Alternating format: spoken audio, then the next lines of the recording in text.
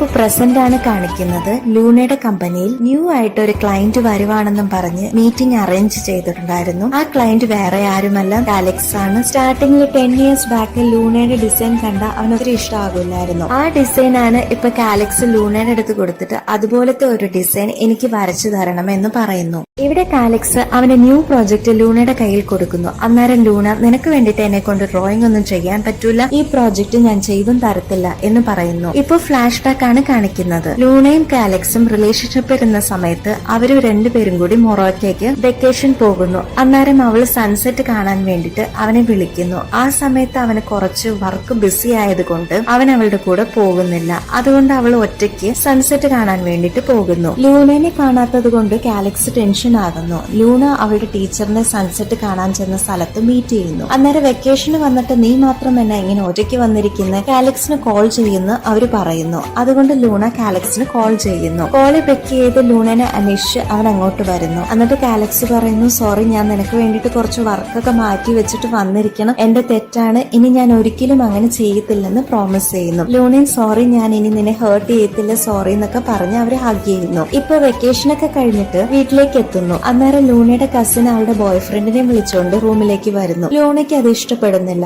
അന്നേരം കസിൻ കാലക്സിനെ മാത്രം നിങ്ങൾക്ക് എല്ലാവർക്കും ഇഷ്ടമാണ്, എന്റെ ബോയ് ഫ്രണ്ടിനെ മാത്രം നിങ്ങൾക്ക് ആർക്കും ഇഷ്ടമല്ലെന്നും ചോദിച്ചിട്ട് വഴക്കുണ്ടാക്കി അവിടുന്ന് പോകുന്നു. ഇപ്പൊ പ്രസന്റ് ആണ് കാണിക്കുന്നത്. ലൂണയുടെ അച്ഛൻ കാലക്സിന്റെ പ്രോജക്റ്റ് എന്താണ് നീ എടുക്കാത്തത് എന്ന് ചോദിക്കുന്നു. നമ്മുടെ ബിൽഡിംഗിൽ ഡാമേജ് വന്ന സമയത്ത് കാലക്സ് ആണ് വോളണ്ടിയർ ആയിട്ട് നമുക്ക് വേണ്ടിട്ട് ആ കേസ് എടുത്ത് ജയിച്ചു തന്നതെന്ന് പറയുന്നു. ഇത് കേട്ടിട്ട് ലൂണ കാലക്സിനെ മീറ്റ് ചെയ്യാൻ വേണ്ടിട്ട് അവന്റെ ഓഫീസിലേക്ക് പോകുന്നു. അവിടെ ഒത്തിരി ക്ലയന്റ്സ് ഉണ്ടായിരുന്നത് കൊണ്ട് അവൾ അവിടെ വെയിറ്റിംഗ് റൂമിൽ വെയിറ്റ് ചെയ്യുന്നു. അന്നേരം അവിടെ ന്യൂയോർക്ക് എന്ന് എഴുതിയ ഒരു കപ്പ് അവള് കാണുന്നു. ഇപ്പൊ ഫ്ലാഷ് ബാക്ക് ആണ് കാണിക്കുന്നത്. ലൂണയുടെ പേരന്റ്സിനെ മീറ്റ് ചെയ്യാൻ വേണ്ടിട്ട് കാലക്സിനെ വിളിച്ചുകൊണ്ട് അവള് വരുന്നു. അന്നേരം ന്യൂയോർക്കിലേക്ക് കാലക്സിന്റെ പാരന്റ്സിനെ മീറ്റ് ചെയ്യാൻ വേണ്ടിട്ട് അവളെ ഒന്ന് കൊണ്ടുപോക്കോട്ടെ എന്ന് ചോദിച്ച് പെർമിഷൻ ചോദിക്കുന്നു. ലൂണയുടെ പാരന്റ്സും അതിന് ഓക്കെ പറയുന്നു. അങ്ങനെ ലൂണ കാലക്സിന്റെ പാരന്റ്സിനെ ന്യൂയോർക്കിൽ ചെന്ന് മീറ്റ് ചെയ്യുന്നു. അന്നേരം ന്യൂയോർക്കിൽ ചെന്ന് മീറ്റ് ചെയ്ത സമയത്ത് അവന്റെ അമ്മ, നീ ഈ പെണ്ണുമായിട്ട് കറങ്ങി നടക്കുന്നതുകൊണ്ടല്ലേ നിന്റെ സ്റ്റഡീസ് ഒക്കെ ഇപ്പൊ ലോ ആയിട്ട് മാർക്കൊക്കെ ലോ ആകുന്നത് എന്ന് ഏമിയാണ് എന്നോട് പറഞ്ഞത്, അവള് നിന്റെ ഗേൾ ഫ്രണ്ട് അല്ലേ എന്ന് ചോദിക്കുന്നു. അത് കേട്ടപ്പോഴത്തേനും ലൂണയ്ക്ക് ദേഷ്യം വരുന്നു.